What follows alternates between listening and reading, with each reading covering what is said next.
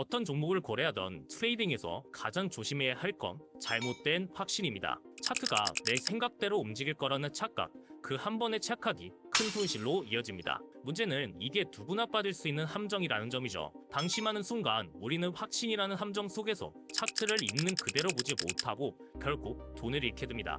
그렇다면 이 함정을 피하고 시장을 주도하는 사람은 어떻게 거래할까요? 그 해답을 자신의 성과로 증명한 인물이 있습니다. 라겔 트레이딩 CEO이자 억만장자 트레이더 마르쿠스 하이코터. 그는 단순히 매매만 하는 사람이 아니라 자신의 경험을 토대로 수많은 트레이더가 꾸준히 수익을 만들도록 돕는 업계 최고의 교육가입니다. 이제 그가 차트를 어떻게 보고 해석하는지 보여드리겠습니다. You see, Bollinger Bands are a very powerful indicator, but most traders are using it in the wrong way. So today I'm going to show you how to use them in the right way. Let's jump on the charts and let me show you exactly what it looks like. Now, Bollinger Bands come with 3 settings. So let's take a look at the 3 settings here.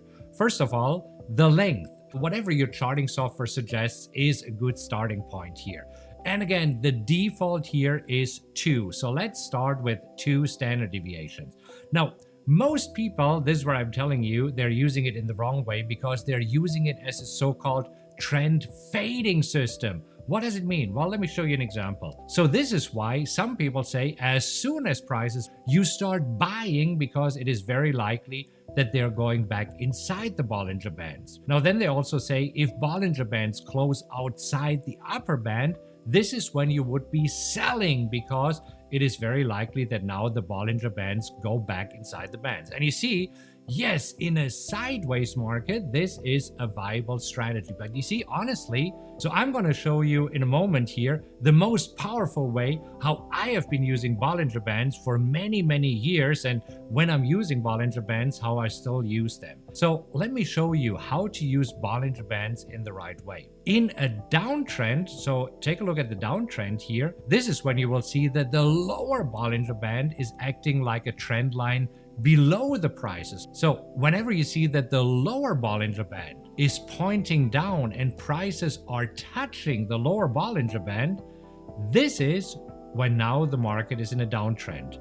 For how long? Until when? Well, as soon as you can see that the Bollinger Band is flattening or turning around, this means that right now the downtrend is over. Well, let me give you another example. See, Bollinger Bands at first are going sideways, and then when you see that the Bollinger Bands start pointing up and prices are touching the upper Bollinger Band, you see that now the market is in uptrend. Now, how long is the market in an uptrend? Well, pay close attention here to the upper Bollinger Band. As soon as the upper Bollinger Band starts flattening or starts turning around, this is when the uptrend is over. 이게 끝이 아니라 완벽한 진입 타점을 잡으려면 아래에 있는 3가지 지표도 같이 봐야 한다고 하는데요.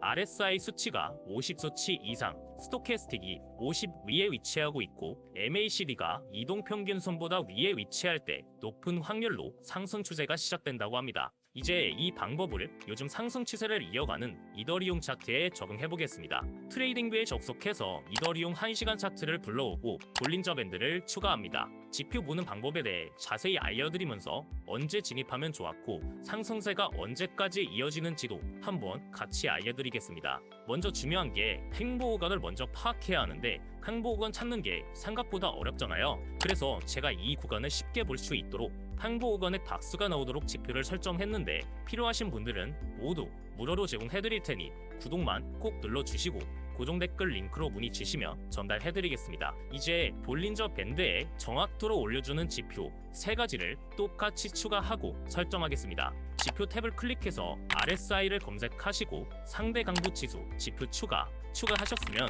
스토캐스틱 검색 후 지표 추가, 이것도 추가하셨으면 마지막으로 MACD 검색 후 추가하시면 됩니다. 지표 추가는 끝났고 이제 마르쿠스가 보는 대로 설정을 하겠습니다. 먼저 RSI 설정에 들어와서 인풋 설정은 그대로 두시고 모습에서 베이스선, 어퍼밴드, 로어밴드, 백그라운드를 체크 해제해주시고 50일 미들선을 눈에 잘 보이도록 설정하고 확인을 눌러주세요. 이제 스토캐스틱 설정에 들어와서 D선, 즉 신호선 체크 해제해주시고 RSI 설정과 동일하게 어퍼밴드, 로우어밴드, 배경 체크 해제하시고 미들서들 눈에 잘 보이는 색상으로 설정하고 확인을 눌러주세요. 마지막으로 MACD 설정에 들어와서 히스토그램 체크 해제하고 확인을 눌러주세요. 이제 차트를 보면 항보 구간, 즉 스키즈 구간이 지나면서 볼린저 밴드 위로 캔들이 돌파하고 있습니다. 이건 상승 추세가 시작됨을 알 수 있는데 거디 신호가 아닌 정확한 신호인지 확인을 하기 위해 아래 세 가지 지표를 같이 확인하겠습니다.